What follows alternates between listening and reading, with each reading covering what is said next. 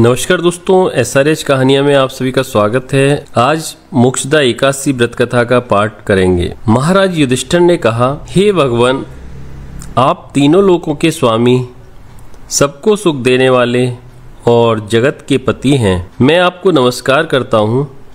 हे देव, आप सबके हितैषी हैं, अतः मेरे संशय को दूर कर मुझे बताइए कि मार्गशीर्ष एकादशी का क्या नाम है। उस दिन कौन से देवता का पूजन किया जाता है और उसकी क्या विधि है, कृपया मुझे बताएं। वत्सल भगवान श्री कृष्ण कहने लगे कि धर्मराज, तुमने बड़ा ही उत्तम प्रश्न किया है। इसके सुनने से तुम्हारा यश संसार में फैलेगा। मार्गशीर्ष शुक्ल पक्ष एकादशी अनेक पापों को नष्ट करने वाली है। इसका नाम मोक्षदा एकादशी है। इस दिन दामोदर भगवान की धूप, दीप, नैवेद्य आदि से भक्तिपूर्वक पूजा करनी चाहिए। अब इस विषय में मैं एक पुराणों की कथा कहता हूँ। गोकुल नाम के नगर में बेखानस नामक राजा राज्य करता था। उसके राज्य में चारों वेदों के ज्ञाता ब्राह्मण रहते थे।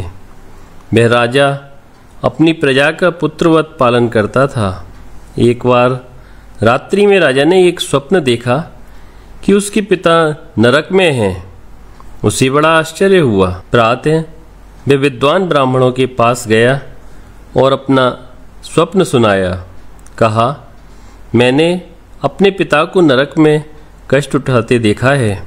उन्होंने मुझसे कहा है कि हे पुत्र, मैं नरक में पड़ा हूँ, यहाँ से तुम मुझे मुक्त कराओ। जब से मैंने ये वचन सुने हैं तब से मैं बहुत बेचैन हूँ। चित्त में बड़ी अशांति हो रही है। मुझे इस राज्य, धन, पुत्र, स्त्री, हाथी, घोड़े आदि में कुछ भी सुख प्रतीत नहीं होता है। क्या करूं? राजा ने कहा, हे ब्राह्मण देवताओं, इस दुख के कारण मेरा सारा शरीर जल रहा है। अब आप कृपा करके कोई तप, दान, व्रत आदि ऐसा उपाय बताइए जिससे मेरे पिता को मुक्ति मिल जाए। उस पुत्र का जीवन व्यर्थ है जो अपने माता पिता का उद्धार न कर सके। एक उत्तम पुत्र जो अपने माता पिता तथा पूर्वजों का उद्धार करता है, वे 1000 मूर्ख पुत्रों से अच्छा है। जैसे एक चंद्रमा सारे जगत में प्रकाश कर देता है, परंतु हजारों तारे नहीं कर सकते। ब्राह्मणों ने कहा, हे राजन, यह पास ही भूत, भविष्य, वर्तमान की ज्ञाता पर्वत ऋषि का आश्रम है। आपकी समस्या का हल भी जरूर करेंगे। ऐसा सुनकर राजा मुनि के आश्रम पर गया। उस आश्रम में अनेक शांत चित्त योगी और मुनि तपस्या कर रहे थे। उसी जगह पर्वत मुनि बैठे थे। राजा ने मुनि को साष्टांग दंडवत किया। मुनि ने राजा से सांगोपांग कुशल पूछी। राजा ने कहा कि महाराज, आपकी कृपा से मेरे राज्य में सब कुशल है, लेकिन अकस्मात मेरे चित्त में अत्यंत शांति होने लगी है। ऐसा सुनकर पर्वत मुनि ने आंखें बंद की और भूत भविष्य का विचारने लगे। फिर बोले, हे राजन, मैंने योग के बल से तुम्हारे पिता के कुकर्मों को जान लिया है। उन्होंने पूर्व जन्म में कामातुर होकर एक पत्नी को रति दी, किंतु सौत के कहने पर दूसरी पत्नी को ऋतुदान मांगने पर भी नहीं दिया। उसी पाप कर्म के कारण तुम्हारे पिता को नरक में जाना पड़ा। तब राजा ने कहा, इसका कोई उपाय बताइए।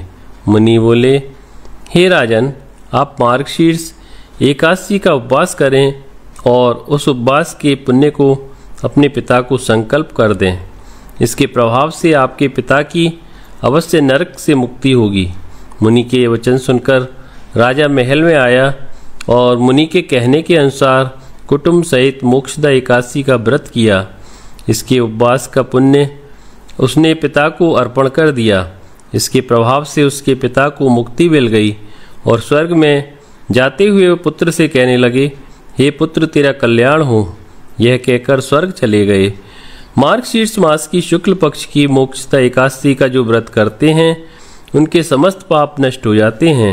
इस व्रत से बढ़कर मोक्ष देने वाला और कोई व्रत नहीं है। इस कथा को पढ़ने या सुनने से वाजपेय यज्ञ का फल मिलता है। यह व्रत मोक्ष देने वाला तथा चिंतामणि के समान सब कामनाएं पूर्ण करने वाला है।